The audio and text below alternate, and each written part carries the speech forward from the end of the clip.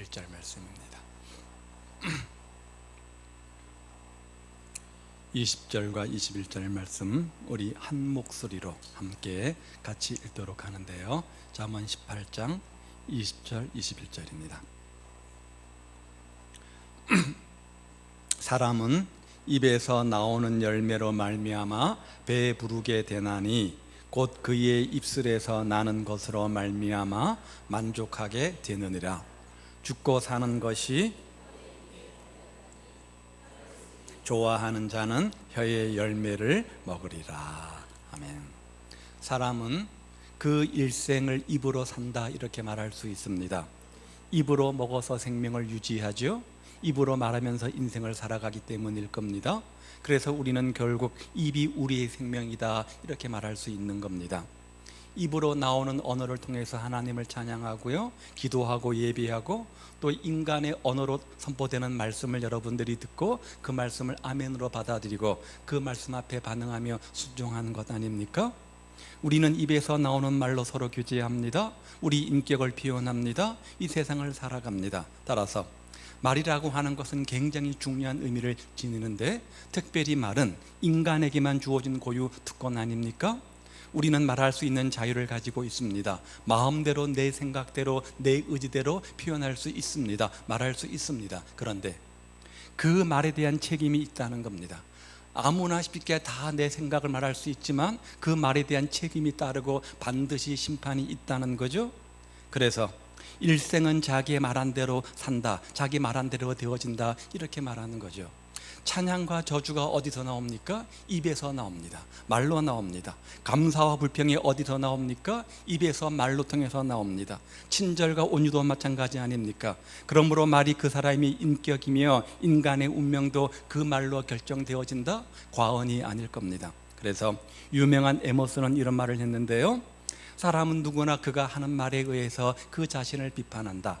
말은 남 앞에 자기 초상을 그려놓는 셈이다. 그 사람의 말 됨됨이를 보면 그 사람의 인격이 나타난다는 거죠. 그래서 흔히 말은 곧 인격이요 삶이요 사상이요 운명이라 이렇게 말하지 않습니까? 어렵게 설명할 것도 없습니다. 한번 철학적으로 설명해 보면요, 말이 마음에 있으면 우리는 그것을 가지고 사상이라 이렇게 말합니다. 말이 내 입을 통해서 표현되면 그것은 언어라고 말합니다. 말이 내 삶에 어떤 뜻을 가지면 그것은 뜻이라고 말하지요. 말이 행동으로 표현되면 그것을 행위라 이렇게 말합니다. 즉, 말 한마디가 우리 모든 인생을 좌우할 만큼 중요하다는 것이죠. 어떤 가정에서 자녀들이 부모님에게 새해를 맞아서 세배를 드렸는데 아버지가 자녀들을 앉혀놓고 덕담하기를 이렇게 했다고 해요. 금년에 너희들에게 행복하고 성공적인 삶을 위하여 내가 세뱃돈은 못 주고 복받는 지혜를 알려주겠는데 잘 들어라. 말이 씨가 된다. 그러니까 너희들이 말을 잘 심어서 열매를 거두어라. 우리가 이 세상에 사는 동안 조상적부터 많은 물질의 유산은 없었지만 입에서 말로 씨를 잘 심으면 큰 노력 없이 복받고 잘 살고 성공하는 인생을 살 수 있다. 그러니까 가정에서 부부간에 좋은 말 많이 심고 자녀들에게 좋은 말을 많이 심어두면 이것이 빛나는 명문 가문이 될 것이다 이렇게 이야기했다고 해요. 무슨 말입니까? 내가 말한 만큼의 인생을 살 수 있다는 겁니다. 내가 말한 만큼 행복해질 수 있는 거고요, 내가 말한 만큼 성공해질 수 있는 것이고, 내가 말한 만큼 건강하게 살 수 있다는 거죠. 우리가 지난번에 잠언 17장까지 살펴보았습니다. 오늘부터 쭉 이어서 살펴보려고 하는데요, 특별히 오늘 18장은 내가 무슨 말로 인생을 살아야 할 것인가를 우리에게 교훈해 주고 있습니다. 잠언은 지혜서 아닙니까? 인생을 어떻게 지혜롭게 살 것인가를 알려주는 지혜서인데, 그래서 유독 언어와 관련된 많은 이야기가 나오고 오늘 본문도 마찬가지입니다. 오늘 본문이 우리에게 몇 가지 교훈하는 것이 있는데요, 첫 번째는 말은 씨가 된다는 겁니다. 말은 씨가 된다는 겁니다. 다시 한번 20절 말씀을 보십시오. 사람은 입에서 나오는 열매로 말미암아 배부르게 되나니 곧 그 입술에서 나는 것으로 말미암아 만족하게 된다. 다시 말하면 입에서 나가는 열매로 배부르게 되어진다는 것이죠. 자, 입에서 좋은 열매, 즉 좋은 말이 나가면, 좋은 언어가 나가면 그것이 좋은 곳으로 나를 배부르고 윤택하게 만들 것이지만, 반대로 나쁜 열매가 나가면 나쁜 말을 하면, 좋지 못한 말을 하게 되어지면 그것이 나쁜 것으로 나를 배부르게 만든다, 이렇게 말하는 거죠. 그러면서 그 다음 21절에 보니까 죽고 사는 것이 혀의 입에 달려있다. 인생의 성공을 좌우하고 실패를 좌우하고 죽고 살리는 것이 바로 말 한마디에 달려있다, 이렇게 극단적 표현을 쓰고 있는 것을 보게 되어집니다. 말은 곧 씨가 되기 때문에 그 씨가 열매 맺는 대로 배에 부르게 되어진다는 겁니다. 그래서 혀를 쓰기 좋아하는 자는 그 열매를 먹는다, 이렇게 말하는데, 나쁜 말을 많이 하고 좋아하면 나쁜 열매로 나에게 돌아오는 거고, 선한 말을 많이 하고 좋아하면 선한 열매가 나한테 돌아오는 거고, 악한 것을 좋아하고 악한 것을 많이 말하면 악한 것으로 나에게 채워진다, 이렇게 말씀하고 있는 거죠. 그러니 이것이 얼마나 두렵고 무서운 얘기입니까? 툭툭 던지는 말 한마디 쉽게 잘하는 우리 입장 속에서 그 말 한마디 하나님께서 책임을 묻겠다고 말씀하시니 얼마나 두려운 겁니까? 이 본문을 공동 번역은 이렇게 번역해 놓았습니다. 입을 잘 놀리면 단 것을 실컷 먹고 입술을 잘못 놀리면 쓴 것을 돌이키게 된다. 죽고 사는 것이 혀 끝에 달렸으니 혀를 잘 놀려야 잘 먹을 수 있다. 확 다가오지 않습니까? 성경은 이 사실을 분명히 말하죠. 그래서 갈라디아서 6장 7절에 보면 한 가지 원칙을 우리에게 제시해 주는데 이렇게 말합니다. 스스로 속이지 말라. 하나님은 만홀히 여기짐을 받지 아니하시나니 사람이 무엇으로 심든지 그대로 거두리라. 자, 심는 대로 거둔다는 겁니다. 심는 대로 거둔다는 겁니다. 자, 이 말씀 속에서 우리가 몇 가지 원칙, 진리를 생각해 보게 되어지는데, 하나는 심으면 반드시 뭐 한다는 거예요? 거둔다는 거예요. 심으면 거둔다는 거예요. 심으면 반드시 거둔다는 원리를 우리에게 이야기합니다. 또 한 가지 있습니다. 자, 심는 것도 중요하지만 종류가 중요하다. 그러면 무엇을 심을 것이냐? 좋은 종류가 중요하다는 것이죠. 그래서 성경 마태복음 7장 16절에 보면 이렇게 말해요. 그의 열매로 그들을 알지니, 그의 열매로 그들을 알지니. 무슨 말입니까? 사과나무를 심으면 사과 열매를 맺잖아요. 포도나무를 심으면 포도 열매를 맺습니다. 그리고 우리가 그 열매를 보고 이것은 사과나무, 이것은 포도나무, 이렇게 말하는 것이죠. 좋은 열매를 맺으려면 뭐예요? 좋은 종류, 좋은 씨앗을 심어야 되는 것이죠. 내가 어떻게 말을 심느냐에 따라서 그 열매를 거두게 되어진다는 거죠. 좋은 열매를 거두기도 하고 악한 열매, 나쁜 열매를 거두기도 한다는 겁니다. 또 한 가지, 심는 양도 중요하다는 겁니다. 자, 종류도 중요하지만 무엇을 심을까의 문제도 있지만 얼만큼 심을까의 문제도 있는 거죠. 많이 심으면요, 많이 거두겠죠. 적게 심으면요, 적게 거두겠죠. 우리는 돈 안 들이고 힘 안 쓰고 큰 재주 없이 잘 될 수 있는 비결이 하나 있는데, 입으로 좋은 씨를 많이 심는 겁니다. 말이 씨가 된다고 하니까 씨앗의 역할이 뭡니까? 열매를 얻는 것이잖아요. 그러면 많이 심으면, 많이 뿌리면 많은 것들을 거두지 않겠습니까? 좋은 말들을 많이 심으면 그 결과 좋은 결과들을 많이 얻을 수 있게 되어진다는 겁니다. 그래서 성경은 말을 조심해야 된다, 말을 조심해야 된다, 이렇게 말하죠. 조심하라는 말은 좋은 열매를 거두기 위해서는 노력해야 된다는 겁니다. 그냥 되는 것이 아니라 의지적 노력이 필요하다는 거죠. 따라서 좋은 말들을 많이 심으시기 바랍니다. 그러면 그것들이 씨앗이 되어서 나에게 풍성한 좋은 열매로 가져오길 것이기 때문에 그렇습니다. 어떤 것들이 좋은 말들입니까? 긍정적인 말이겠죠. 적극적인 말이겠죠. 남을 위로하고 격려하는 말 아닙니까? 믿음으로 칭찬하는 말 아니겠습니까? 그런 언어 생활들의 주인공들 되셔서 그런 언어 생활들을 많이 뿌리셔서 풍성한 열매로 지혜로운 언어 생활의 주인공들 다 되시기를 우리 주님의 이름으로 축복을 드립니다. 두 번째 교훈은요, 하나님은 우리의 말을 들으시고 심판하신다는 거예요. 내가 말들을 많이 하는데 그 말 일거수일투족을 다 들으시고 기억하신 다음에 그대로 대갚으시겠다, 그대로 심판하시겠다, 이 말이죠. 내가 한 말을 우리 하나님께서 다 들으십니다. 그리고 그대로 응답해 주시기 때문에 말 조심하라, 이 말이죠. 우리는 흔히 하나님은 말씀하시고 나는 듣는다, 이렇게 생각을 합니다. 틀린 말은 아니죠. 하나님은 우리에게 말씀하시는 분입니다. 하나님의 생각과 하나님의 뜻과 방법을 우리에게 기도라는 도구를 통해서, 말씀이라는 도구를 통해서, 또 다른 믿음의 선배들을 통해서 우리에게 알려주시는 분이시죠. 따라서 우리는 영적 통찰력을 가지고 영적 길을 활짝 열고 하나님의 음성을 들을 필요가 있습니다. 분별력이 필요한 거죠. 그런데 우리의 하는 말을 하나님도 들으십니다. 하나님은 인격체이시기 때문에 하나님은 말씀하시고 들으시는 분이시라는 거죠. 그런데 하나님께서도 우리의 말을 다 들으십니다. 말을 하실 뿐만 아니라 우리 말도 들으십니다. 냉정히 생각해 보면 우리가 하나님의 말씀을 듣고 사는 시간보다도 내 말을 하나님께 아뢰는 시간들이 더 많이 있지 않습니까? 여러분들이 얼마나 하나님의 음성을 듣기 위해서 말씀을 묵상하고 기도하며 영적 채널을 주님께 맞춥니까? 하루에 불과 몇 시간 되지 않을 겁니다. 그런데 나머지 모든 시간들은 우리가 어떻게 합니까? 말로 이야기하잖아요. 말로 이야기하잖아요. 그것이 바로 기도라는 것이죠. 그래서 어떤 의미에서는 우리가 주님께 하나님의 음성을 듣기 위해서 기도하고 예배하고 말씀을 듣는 시간보다도 내가 내 생각과 내 뜻들을 하나님께 아뢰는 시간들이 더 많이 있는 것들을 보게 되어집니다. 그런데 그런 것들도 다 들으시고 나중에 책임을 물으시겠다는 거예요. 심판하시고 응답하시겠다는 거예요. 그래서 마태복음 12장 말씀해 보면요, 사람이 무슨 무익한 말을 하든지 심판날에 이에 대하여 뭐요? 신문을 받으리니. 무슨 말입니까?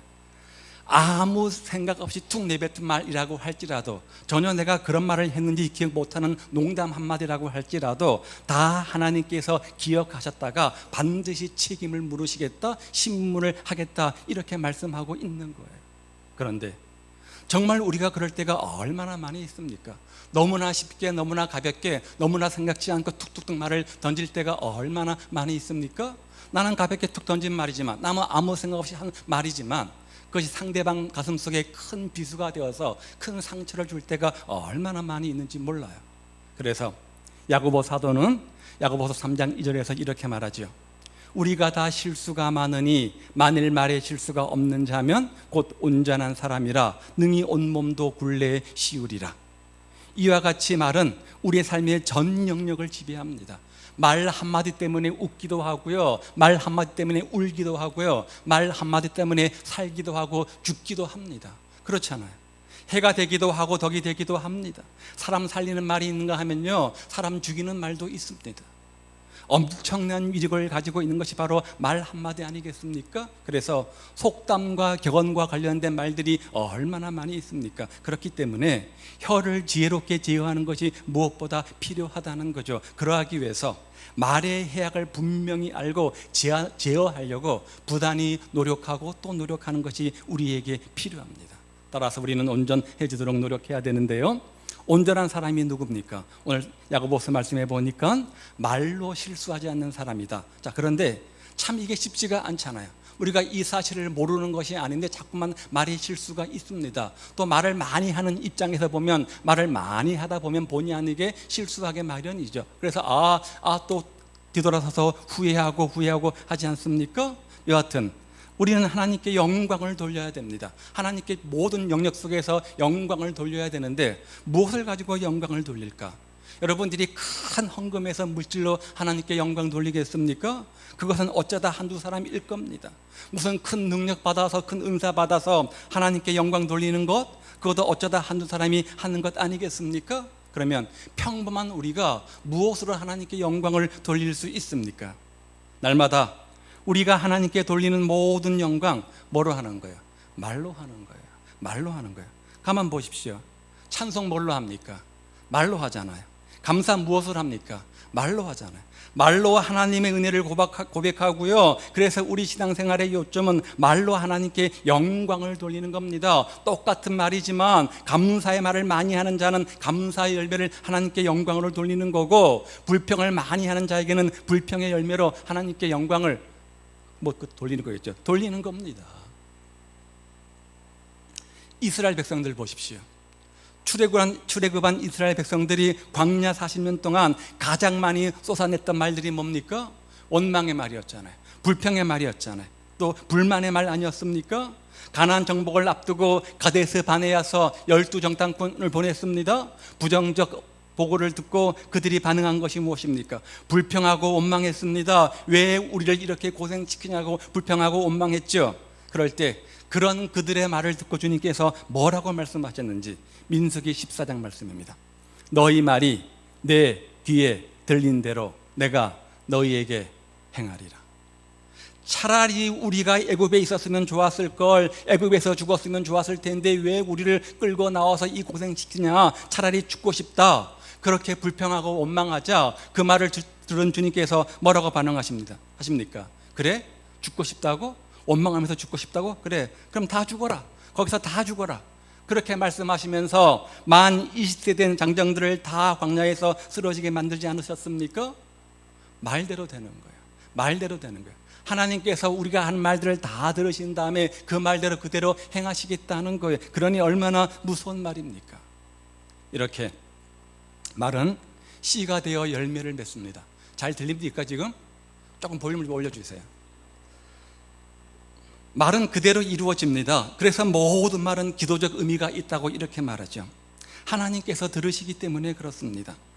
우리가 기도를 하지만 기도가 응답이 잘 안 올 때가 있습니다. 많은 기도에 응답이 없습니다. 왜? 유선적인 기도를 드리니까, 형식적인 기도를 드리니까, 자꾸만 말을 만들어내서 기도를 드리니까, 진실한 내 마음과 다른 겁니다. 우리 마음 중심을 살피는 주님께서는 다 아십니다. 내 기도의 동기가 뭔지 다 아시기 때문에 그렇게 응답이 없는 겁니다. 그런데요, 남 얘기할 때는 어떻습니까? 보통 일반적 대화를 할 때는 어떻습니까?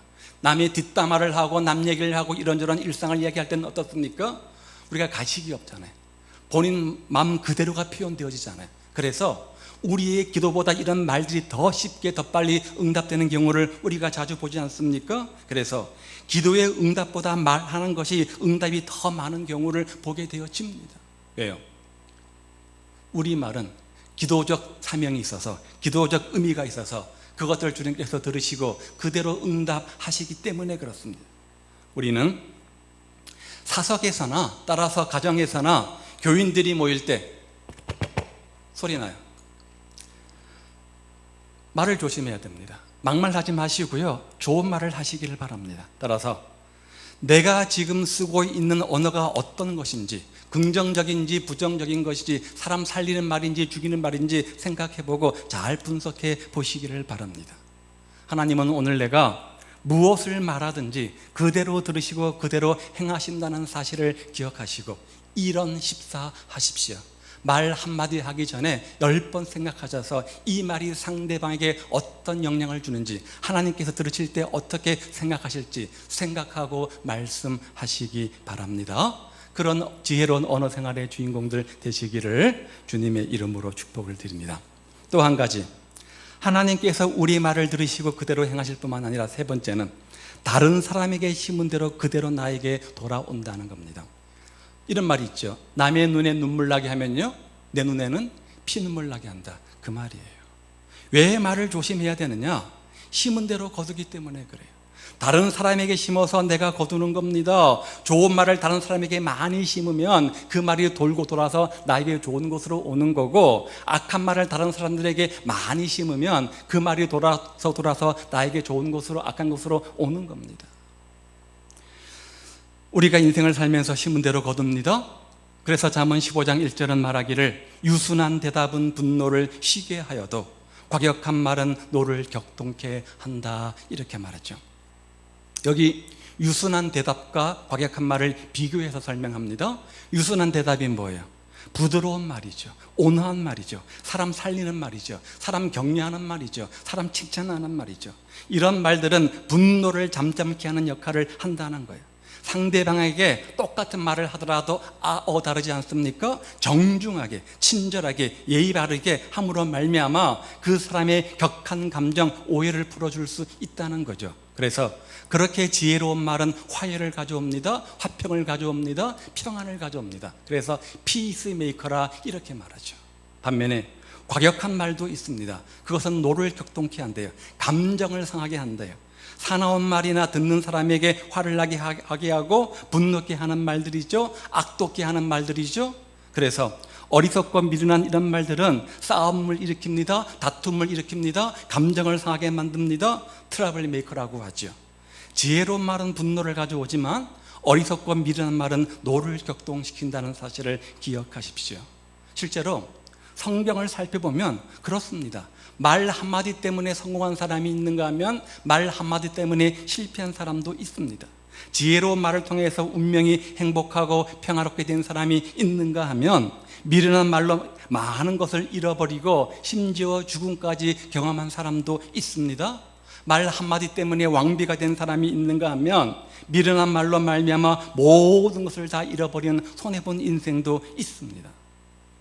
말을 잘못해서 축복을 잃어버린 사람, 말 한마디 때문에 사람을 잃어버린 사람, 성공치 못한 사람들이 우리 주변에 얼마나 많이 있는지 몰라요. 그렇다면 우리는 어떻습니까?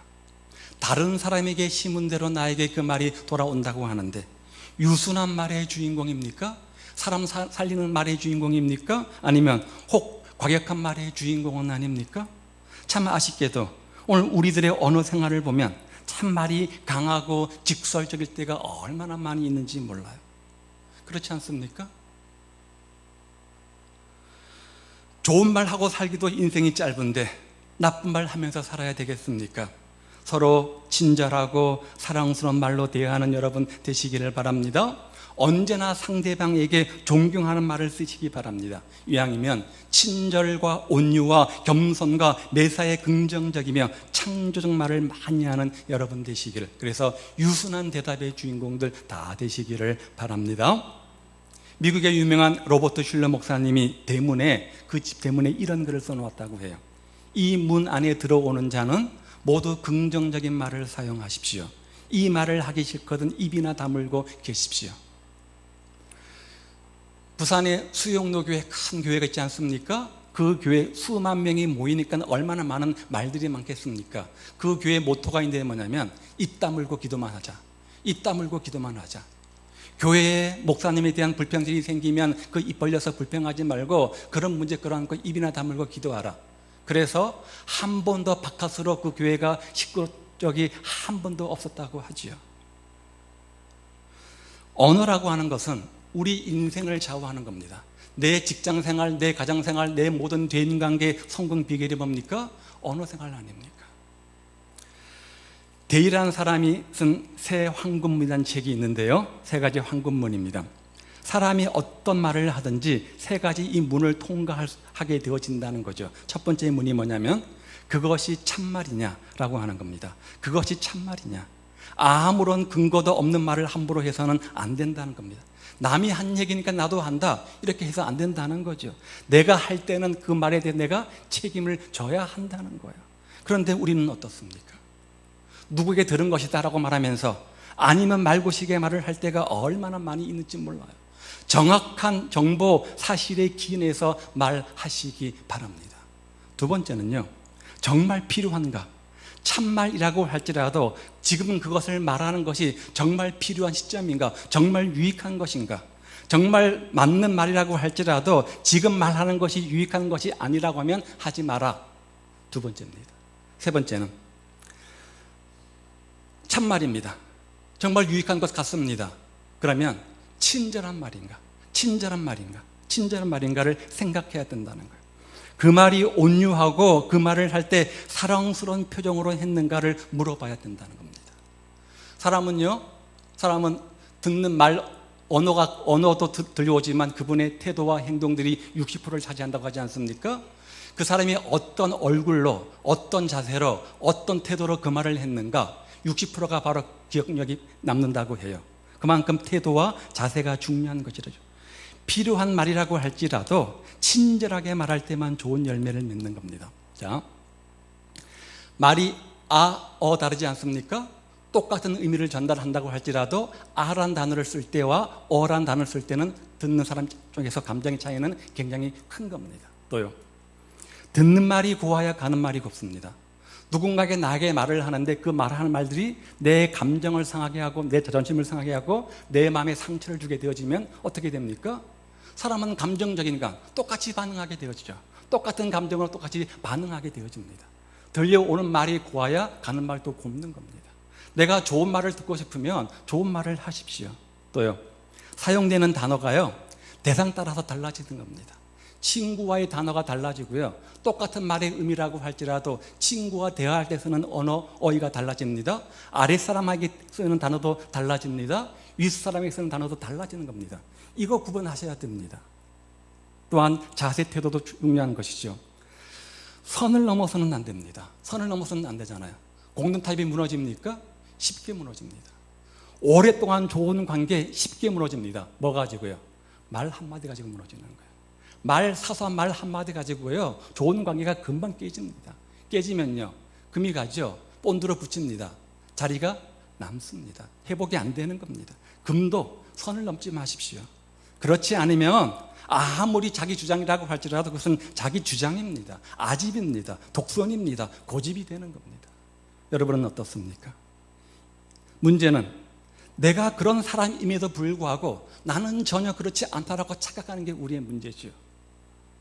이런 황금문을 우리가 지날 수만 있다면 좋은 씨가 되어서 좋은 열매를 많이 맛보게 되어질 겁니다. 자, 아이러니하게도 가장 많이 말로 상처를 주고받는 대상이 누구입니까? 저 멀리 있어서 어쩌다 한번 만나는 사람입니까? 내가 매일 자주 만나는 사람입니까? 내가 매일 자주 만나서 나를 잘 많이 이해하고 서로 격려하면서 서로 돕는 그런 사람 아니겠습니까? 가장 많이 사랑하는 부모, 자식, 형제, 가장 많은 상처를 주고받잖아요. 내 동력자가 되어서 내 지인이어서 함께 많은 말들을 나누어 함께 고민하며 함께 이야기하는 그분들 속에서 말 속에 상처를 주고받지 않습니까? 참 아이러니한 것 같아요. 무슨 말이에요? 가까운 사람일수록 말 한마디라도 더 조심해야 된다는 거죠. 우리가 말을 조심해야 될 것은 그렇게 나쁜 말을 썼다가 자기 생명을 잃어버리는 경우가 많이 있기 때문에 그렇습니다. 상대의 자존심을 건드리지 마시기를 바랍니다. 감정적인 말은 하지 마시기를 바랍니다. 말이라고 해서 다 말이 아니죠. 말하는 것 좋다고 다 말이 아니죠. 자, 이런 글이 있잖아요. 작자 미상인데요.